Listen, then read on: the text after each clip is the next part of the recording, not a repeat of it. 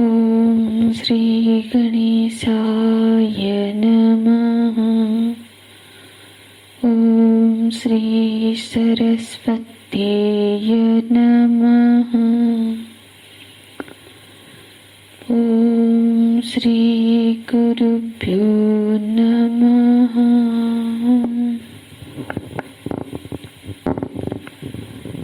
श्लोक 70। आपूर्यमाणम् अचलप्रतिष्ठं समुद्रमापः प्रविशन्ति यद्वत् तद्वत् कामायं प्रविशन्ति सर्वे स शान्तिम् आप्नोति न कामकामी। स शान्तिम् आप्नोति न कामकामी।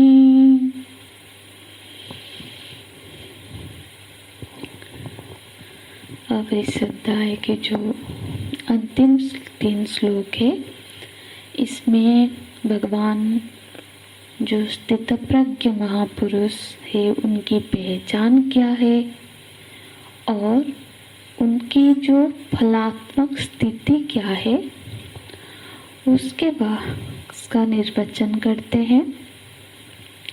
स्वयं के प्रकरण में भगवान ने ये उपदेश दिया था कि राग द्वेष विहीन होके समाज में व्यवहार करना चाहिए, ये साधक का उपदेश था।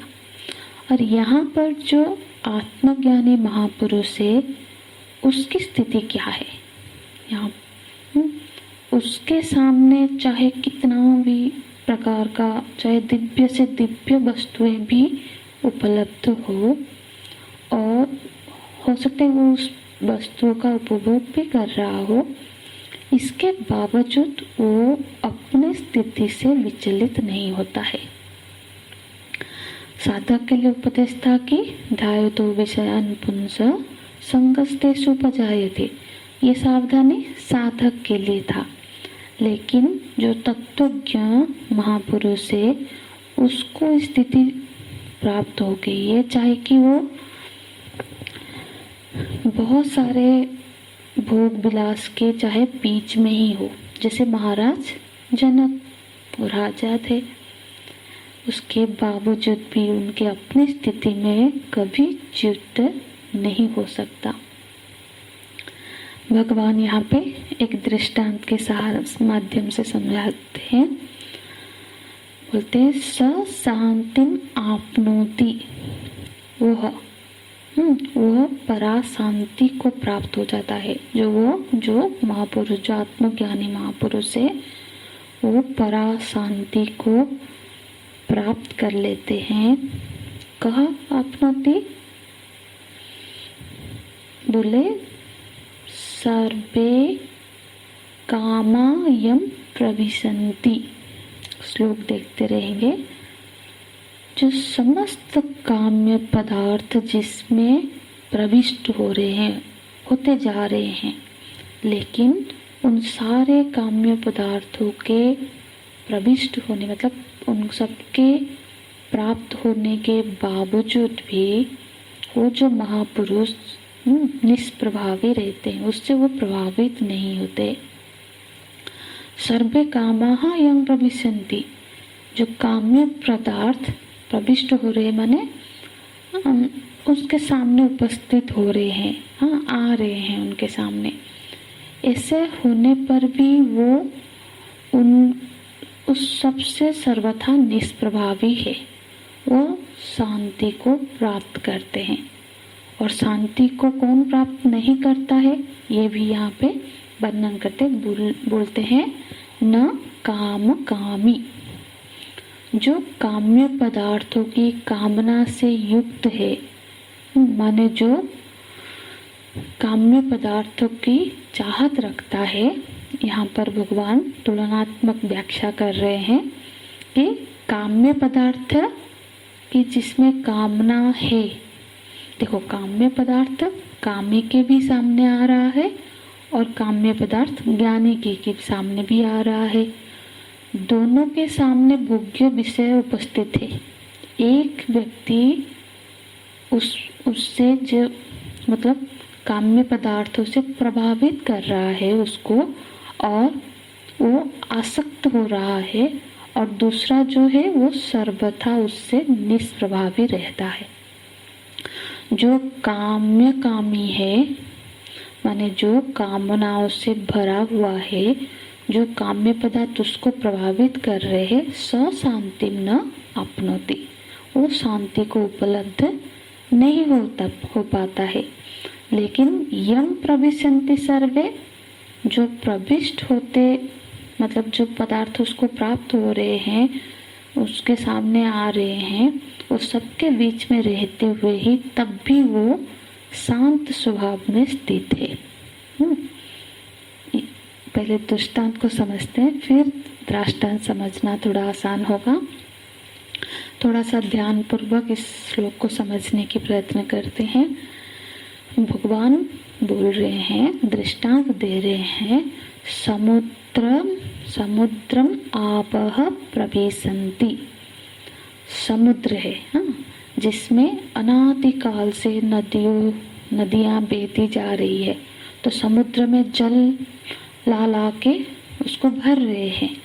अपूर्यमानम, समुद्र कैसा है? अपूर्यमानम अचलम प्रतिष्ठम, अपूर्यमानम समुद्रम। तो जो समुद्र कैसा है? अपूर्यमान है, माने जिसमें जल भरता जा रहा है, जल के द्वारा जो भर रहा है, लेकिन उसमें किसी भी प्रकार का उछाल नहीं आ रहा है, बाढ़ नहीं आ रही है। समुद्र की स्थिति कैसी है? अपूर्यमानम, आपह माने जल, जल के द्वारा वो चारों तरफ से भरा जा रहा है। नदियां जल उसमें आके समा रही हैं, जल उसमें भर रहा है। तो दुनिया की इतनी सारी नदियां समुद्र में ही जल भर रहे हैं, समुद्र की ओर ही तो भागती रहती है नदियां। लेकिन किसी ने कभी ये तो नहीं कहते सुना कि समुद्र में बाढ़ आ गई या समुद्र अपनी सीमा रेखा को लांघ के आगे बढ़ गया। नहीं, अचलम प्रतिष्ठम, उसकी जो प्रतिष्ठा है, उसकी जो स्थिति है वो बिल्कुल अचल है। लहरों का उठना वो तो सामान्य धर्म है समुद्र का। लहरें अलग चीज है, क्योंकि वो समुद्र का एक रूप ही है लहरा। तो लेकिन उसमें बाढ़ नहीं आ रही है, वो अपने सीमा का उल्लंघन नहीं कर रहा है, सीमा में ही सीमित है। अपूर्यमानम अचल प्रतिष्ठम समुद्रमापः प्रविशन्ति यद्वत्। तो जल है जो बढ़ता जा रहा है, पर उसको प्रभावित नहीं कर पा रहा है, उसकी स्थिति में कोई परिवर्तन नहीं आ रहा है, तब भी उसकी प्रतिष्ठा अचल बनी हुई है। तद्वत्, यहाँ प्रथम पंक्ति में है समुद्रमापः यद्वत्। यद्वत् माने जैसी स्थिति समुद्र की है, अगली पंक्ति में बोलते तद्वत्, ठीक उसी तरह से। ये था दृष्टांत समुद्र का। अब इसी दृष्टांत को हम स्थित प्रज्ञ महापुरुष के साथ घटाएंगे। तद्वत्, ठीक इसी तरह से, कामाः यम प्रविशन्ति सर्वे, कामाः प्रविशन्ति, ये जो आत्मज्ञानी महापुरुष है जिसके पास काम्य पदार्थ भरे जा रहे हैं। कामाः का दो अर्थ से हम समझ सकते हैं। एक तो काम्य पदार्थ विषय, और वो उसके पास बहुत उपलब्ध हो रहा है। और दूसरा संभव है कि उनके अंतःकरण में क्या होता है, जो कामनाएं उठती जा रही, मतलब ज्ञान के उपरांत भी अंतःकरण प्रतीत तो हो ही रहा है, बाधित है लेकिन प्रतीत है। अंतःकरण है तभी तो कोई व्यवहार कर पाएगा ना। जो जीवन मुक्त महापुरुष होते हैं वो भी तो व्यवहार करते हैं। व्यवहार तो अंतःकरण इंद्रियों से ही हो सकता है, माने इंद्रिया मन बुद्धि के सहारे ही तो कोई व्यवहार करेगा। और उस अंतःकरण में जो पूर्व पूर्व के वासनाएं भी है, संस्कार भी है। ज्ञान के उपरांत वासनाएं नष्ट नहीं हो जाती है, वो बाधित हो जाती है। देखो, नष्ट होना और बाधित होना, ये इसमें सूक्ष्म विचार मतलब भेद है। देखो, कोई महापुरुष है, जैसे हमारे गुरुदेव, उनसे मिलने बहुत लोग आते थे और जिसके साथ जिस तरह से बात करनी है, गुरुदेव उस तरह से उनके साथ व्यवहार करते थे। तो वो कौन है, कहाँ से आया है, पहले उसने क्या, वो सब पहचान तो उनके स्मृति में है हुए, तभी तो उसके साथ तो व्यवहार करते हैं ना, उस पहचान के हिसाब से। तो यदि तो ज्ञान होने के बाद सारे संस्कार ही नष्ट हो जाएंगे चित्त से, तो फिर तो कोई व्यवहार कैसे करेगा। और तो और जो सारे ज्ञान उन्होंने अध्ययन समय में गीता जी का, उपनिषद का आदि जो ज्ञान भी है अध्ययन का, वो भी तो संस्कार रूप में अंतःकरण में ही स्थित संस्कार रूप में रहती है ना। तभी तो जो ज्ञानी होते हैं वो उपदेश करते हैं।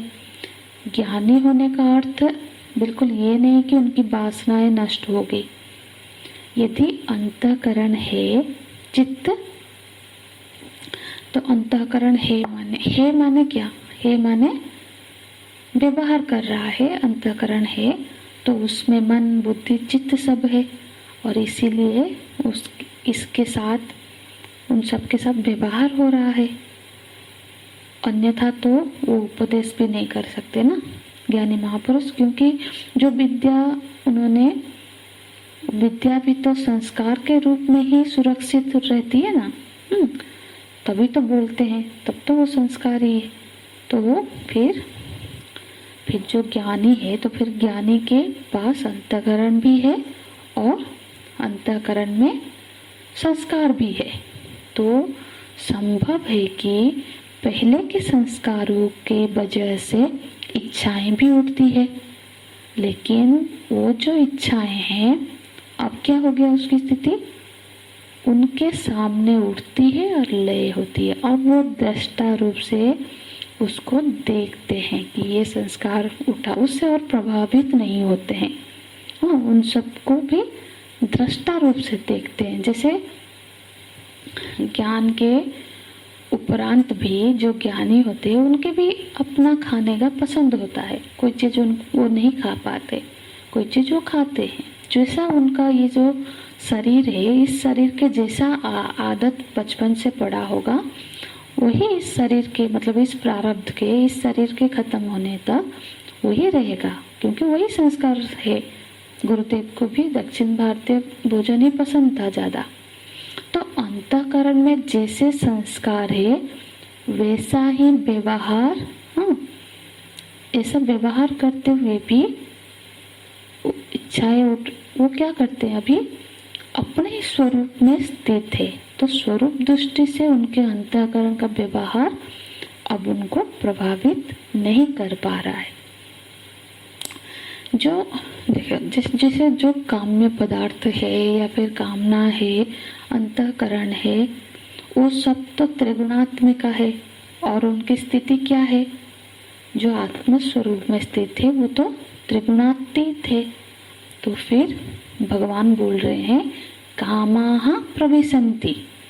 ये जो पूर्व संस्कार के वजह से उन जो प्रभाव मतलब उनके ऊपर जो संस्कार के वजह से जो इच्छाएं भी उत्पन्न हो, उन पे और प्रभाव नहीं डाल पा रही है। लेकिन जो अज्ञानी होता है वो क्या होता है, उनके क्षेत्र में क्या होता है कि इच्छाएं पूरी हो गई, कामनाएं उठी, पूरा हुआ तो हर्ष हो गए, खुशी हो गई, कामनाएं अधूरी रह गई तो दुख हो गया। पर जैसे समुद्र अचल प्रतिष्ठ है, वर्षा बहुत होके जल आया तब भी वैसा, सूखा है, ग्रीष्म ऋतु है तब भी ऐसा, कभी समुद्र सूख जाता है या बाढ़ आ जाती है, दोनों ही स्थिति नहीं होती है। तो काम्य वस्तुएं या चित्त में कामनाएं उठती है, लेकिन वो कामनाएं उनकी स्थिति को प्रभावित नहीं कर पाती है। जैसे मानो चित्रपट पे जो कठपुतलियों का नाच चल रहा है, सिनेमा स्क्रीन पर, पर्दे पर चल रहा है, उसको दृष्टा भाव में देखते रहना है कि ये अभी हुआ, ये ज्ञान है कि ये अभी पर्दे पे चल रहा है, उसका कोई प्रभाव देखने वाले में नहीं होता है। उसी तरह अंतःकरण रूपी पर्दे पे वो जो इच्छाएं एक उठी वृत्ति फिर लय हो गई, वो सब होते हुए भी उनकी जो अपनी स्थिति है, दृष्टा बन के उस दृश्य को देखते, अपने जो स्वरूप आत्म स्वरूप में जो शांत स्थिति है उसमें कोई भी प्रभाव नहीं पड़ता है। स शांति आपनोति, वो अपनी उस चिर शांति की स्थिति में ही स्थित रहते हैं। उस शांति में कोई विघ्न, कोई प्रवाह नहीं होता है। ओम तत्सत। ओम पूर्णमदः पूर्णमिदं पूर्णात् पूर्णमुदच्यते पूर्णस्य पूर्णमादाय पूर्णमेवावशिष्यते। ओम शांति शांति शांति। हरि ओम। श्री गुरुभ्यो नमः। हरि ओम।